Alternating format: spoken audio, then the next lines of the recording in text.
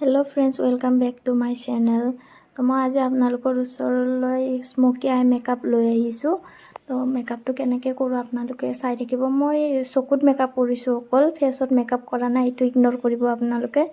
আৰু মোৰ ভিডিঅ'বিলাক চাই কেনেকুৱা লাগে আপোনালোকে কমেণ্ট কৰি জনাবচোন।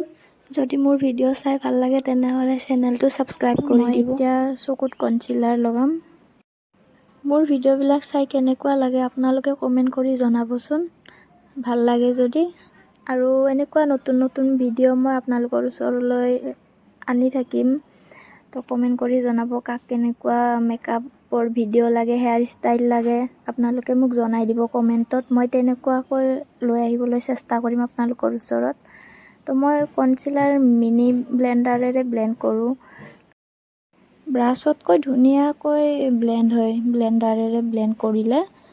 আপোনালোকে চেষ্টা কৰিব ব্লেণ্ডাৰেৰে ব্লেণ্ড কৰিবলৈ।